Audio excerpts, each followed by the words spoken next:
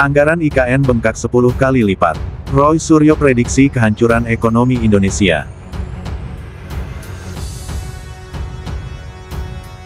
Telah datang dari Korea beberapa bulan yang lalu 30 investor. Dari Jepang kurang lebih 40 investor. Dan dari Singapura 120 investor sudah ke sini. Jauh-jauh mereka ke sini.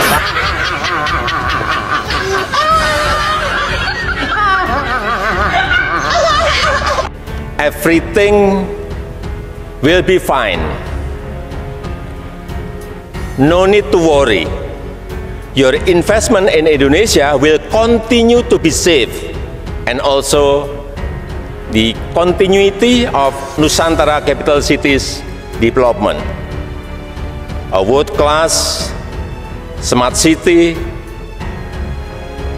surrounded by nature, green city with 65% forest, first carbon neutral city in Indonesia, which has world-class education and health facilities.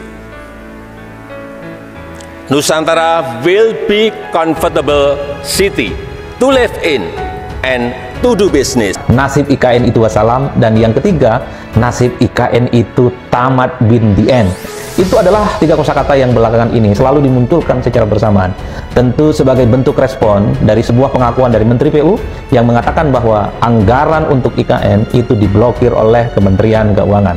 Sontak saja, pihak-pihak yang selama ini memang kritis, pihak-pihak yang selama ini menganggap IKN itu adalah proyek yang abal-abal, itu bersorak-sorai karena seakan-akan pengakuan Menteri PU ini mengkonfirmasi bahwa IKN itu adalah proyek yang dipaksakan di tengah kondisi keuangan kita yang tidak lagi sedang baik-baik saja. Nah, itulah yang saya kira menjadi perdebatan per hari ini cukup serius. Tidak wajar kemudian ketika ada pengakuan dari Menteri PU anggaran terkait dengan IKN itu diblokir. Pertama, tentu yang dicari itu siapa? Yang dicari itu adalah mantan Presiden Republik Indonesia, Pak Jokowi. Jadi Jokowi yang kemudian seakan-akan menjadi tertuduh, menjadi sosok yang paling banyak dipersoalkan dan dianggap sebagai biang kerok dari IKN, yang kemudian memang ini adalah proyek yang dinilai tidak melalui satu kajian yang cukup komprehensif dan cukup mendalam, dan terbukti gara-gara IKN inilah kemudian anggaran kita itu kan babak belur. APBN kita seakan-akan compang-camping dan terbebani hanya sekedar untuk bagaimana Indonesia itu pindah ibu kotanya, tidak lagi di Jakarta tapi pindah ke Penajam Pasar di sana.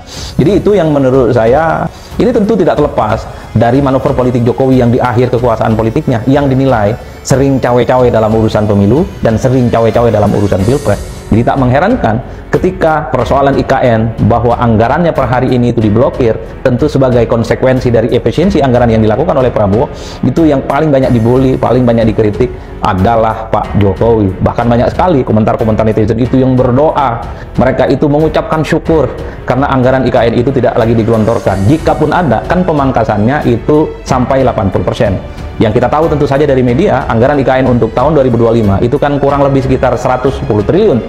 Tapi karena ada kebijakan efisiensi dipangkas 80%, maka anggaran IKN itu tidak sekuat dan tidak sehebat periode sebelumnya. Inilah yang kemudian menjadi tanda tanya. Lalu bagaimana nasib IKN ke depan? Apakah akan terus dilanjutkan? Ataukah memang ini dibiarkan saja karena dianggap sebagai proyek yang tentu tidak terlampau berekspektasi ataupun tidak terlampau berkorelasi positif terkait dengan pembangunan ekonomi yang lebih merata? IKN itu terkenal karena bordil-bordilnya. Perempuan itu buat layani ASN. Ya, kalau dulu ada tukang mungkin ikut-ikutan lah ya. Tapi tukang sudah nggak ada. Yang ada sekarang ASN, ya untuk melayani ASN. Ayo, gimana ini Basuki mau ngelak? Ya, inilah pemirsa, ya, keculasan, kebohongan, ya, dan manipulasi yang dilakukan oleh Jokowi betul-betul merusak bukan hanya APBN dengan membengkakkan hutang dan lain sebagainya, tetapi moral bangsa juga jadi rusak. Karena memang kebayang pemirsa, ini anak-anak yang dikirim ke IKN itu, ya kan, tidak suami istri, dia jauh dari istri, ya kan, masih muda-muda, disuruh tinggal di sana, ya dia carilah, ya, apalagi ya nggak jelas imannya kayak apa begitu kan. Ya dia cari di situ. Yang kasihan tuh istrinya yang ditinggal di rumah. Berita ini sampai kepada istri, perang itu antara istrinya dengan suaminya yang ada di IKN itu. Datang-datang kena penyakit Raja Singa, sipilis misalnya. Hancur itu rumah tangga. Kita sudah melihat dari rencana-rencana sebelumnya, harusnya di 2024 itu sudah ada yang berkantor. Sejauh ini belum ya, baru informasi. Jadi kita masih menunggu perkembangan lebih lanjut dari IKN ini. Ini menurut saya yang disampaikan oleh Partai Nasdem ini cukup radikal ya. Udah di moratorium aja, jadi kayak bayar utang ya, di moratorium. Di sisi lain, kita sudah mengeluarkan dana yang cukup besar ya. Ya dari angka-angka indikatif tadi sekurang-kurangnya yang pasti dari pemerintah sudah mencapai 89 triliun sampai 2024, belum yang 2025 ini. Jadi bukan duit kecil ya. Nah tentu ini mengundang kita apa moratorium, apa segera berpindah, segera dimanfaatkan, pemanfaatannya seperti apa, misal sebagian kementerian atau BUMN, atau ada ide-ide yang lebih mendasar lainnya untuk merubah, karena bangunan sudah ada, kawasan sudah ada. Landing yang pertama yang semuanya berjalan dengan baik, alhamdulillah semuanya berjalan dengan lancar, dan ini adalah pertama kali saya turun di Bandara Nusantara Airport yang sering banyak disampaikan ini adalah bandara VVIP. Saya tadi sudah perintahkan ke Pak Menteri Perhubungan agar segera diubah menjadi bandara komersial, airport komersial, airport untuk umum, bisa untuk haji, untuk umroh, dan untuk yang lain-lainnya. Ini mungkin sampai Desember kapasitas 200.000, tapi setelah menjadi bandara komersial nanti bisa kapasitas sampai ke 7 juta penumpang per tahun. Pak, ada evaluasi berarti Pak? Ada evaluasi dari Bapak? Ya mulus banget sih turunnya. Landing mulus, kemudian tadi masuk ke dalam juga. Sangat bagus. Tidak terlalu besar, tetapi lebih dari cukup. Kalau komersial ditargetkan untuk komersial bertargetkan? Ya nanti kalau perpresnya sudah saya tanda tangani, berarti mulai setelah itu. Ya supaya lebih bermanfaat. Jangan hanya untuk VVIP, enggak. Lebih bermanfaat bagi yang mau umroh, yang mau haji, yang mau terbang ke dan dari IKN, saya kira lebih bermanfaat. Ya. Pak, ada berkantor di IKN lagi Pak? Apa? Agendanya apa Pak? Berkantor lagi? Ini ada groundbreaking beberapa perusahaan asing yang ingin berinvestasi di IKN. Ada 2 mungkin 3, ada 3 tingginya, dan yang swasta nasional, dan juga peresmian beberapa yang sudah selesai. Ya. Besok. Ya ini tanggung jawabnya siapa? Ya orang tidak mikir memang membuat proyek di IKN itu. Ya dasarnya para termol, DPR-nya juga ngah-ngoh, suruh stempel undang-undang langsung stempel, kan blow-on semua jadinya. Nggak mikir secara matang, tidak membuka ruang publik untuk didiskusikan apa dampak sosial, apa dampak lingkungan, dan lain sebagainya. Dan sekarang itu kata Rahayu Saraswati, ya Ketua Umum Jaringan Jarnas Anti Tindak Pidana Perdagangan Orang, ya itu IKN terkenal karena bordil-bordilnya. Bordil itu apa ya? Saya kurang tahu. Mungkin tempat-tempat ada banyak itu perempuan-perempuan nakalnya itu, ya itu dikatakan oleh aktivis PPO ini, ya, dan sudah langsung diadukan ke Kepala Badan Riset Kriminal. Saudara, kita masih upacara, kita masih menyanyikan lagu kebangsaan, kita masih pakai lambang-lambang negara, gambar-gambar pendiri bangsa masih ada di sini. Tetapi di negara lain, mereka sudah bikin kajian-kajian di mana Republik Indonesia sudah dinyatakan tidak ada lagi tahun 2030. Bun, mereka ramalkan kita ini bubar. Elit kita ini merasa bahwa 80% tanah seluruh negara dikuasai 1% rakyat kita, nggak apa-apa. Bahwa hampir seluruh aset dikuasai 1%, nggak apa-apa. Bahwa sebagian besar kekayaan kita diambil ke luar negeri, tidak tinggal di Indonesia, tidak apa-apa. Ini yang merusak bangsa kita, saudara-saudara. Semakin pintar, semakin tinggi kedudukan, semakin curang, semakin culas, semakin maling. Tidak enak kita bicara, tapi sudah tidak ada waktu untuk kita pura-pura lagi. Ada yang aneh.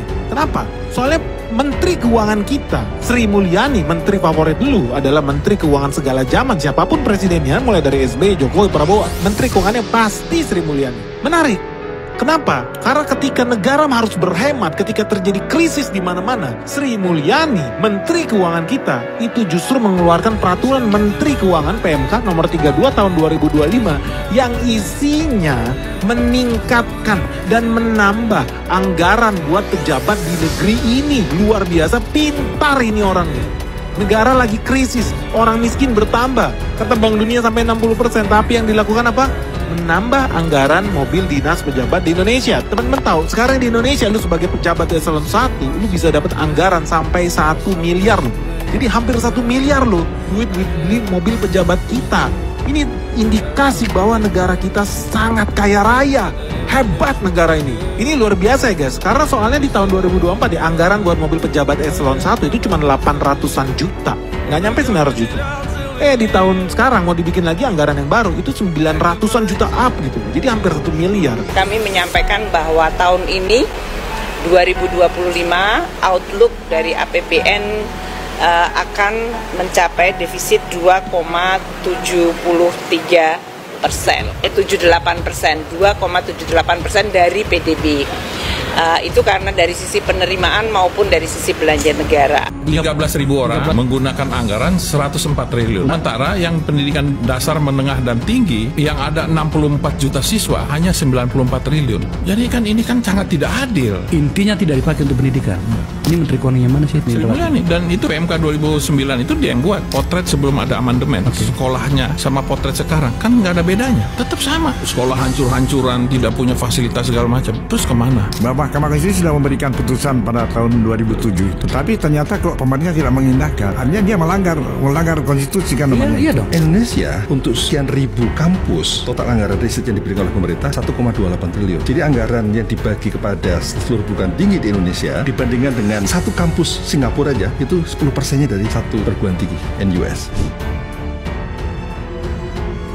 Pasal 31 Undang-Undang itu ayat 4 itu 20% itu dari APBN dan APBD. Mereka dompleng bahwa ini kan udah ada ditransfer dari ini. Jadi dianggap itu klaim bahwa seolah-olah ini dari daerah juga. Ternyata investasi pendidikan yang punya impact besar pada ekonomi, pada kemajuan adalah investasi untuk pendidikan anak usia dini. Wajib belajar, saya kira tidak cukup hanya 9 tahun, harus 12 tahun. Menteri Keuangan ini kan juga dari keluarga pendidik. Mestinya ada hati bahwa ini saya harus lakukan terobosan. Memang susah, tapi harus dilakukan. Agar Pak Prabowo bisa dengar juga bahwa ini 20% ini salah tempat selama ini. Kalau Anda mengatakan saya memprovokasi kader, iya saya memprovokasi kader. Tapi yang saya provokasi adalah kita harus hentikan kesalahannya. Pembangunan Istana Negara di Ibu Kota Nusantara IKN masih terus berlangsung hingga saat ini. Pembangunan yang disebut hampir rampung itu rupanya membuat ketar-ketir seorang Roy Suryo. Menurut pakar telematika ini, meneruskan progres dari IKN ini justru akan meruntuhkan negara Indonesia. Yang bisa meruntuhkan negara kita, membuat negara kita bangkrut adalah IKN, ucap Roy, dikutip dari YouTube Refly Harun, Minggu, tanggal 3 Agustus tahun 2025. Roy Suryo menyebut bahwa proyek pembangunan IKN ini secara hukum tidak sah. Pasalnya, saat pengesahan dan ketok palu hanya dihadiri 13% dari anggota DPR. IKN itu secara hukum tidak sah sebenarnya, ujarnya. Pada saat ketok palu IKN, anggota DPR yang hadir secara fisik hanya 77 orang dari 575 orang, hanya 13%. Yang lain katanya hadir secara online, sambungnya. Roy kemudian menjelaskan jika anggota DPR yang saat itu hadir secara online namun tidak memperlihatkan wajahnya maka yang hadir hanyalah asistennya saja. Hal ini menurutnya cukup menguatkan bahwa pengesahan soal UU IKN saat itu tidak sah. Kita harus minta terhadap Komisi Informasi Pusat absen dari anggota DPR itu secara online. Kalau memang online benar, ada nggak foto anggota dewannya? Kalau itu hanya online saja, berarti yang menghidupkan hanya asprinya, itu tidak sah, urainya. Anggota yang hadir itu harus hadir secara fisik, atau dia tampak wajahnya ketika ikut secara online, tambahnya. Menurut pengakuan seorang Roy Suryo, saat pengesahan UU IKN tersebut banyak anggota DPR yang mengikuti secara online namun hanya memasang profil picture saja, sehingga bukan wajah aslinya. Yang saya tahu waktu pengesahan tanggal 18 Januari waktu itu, yang lain on itu hanya nampak profil picture-nya saja, ujarnya. Kalau hanya nampak profil picture-nya saja, berarti UU IKN itu hanya disahkan oleh 13% anggota DPR. Dari situ sebenarnya sudah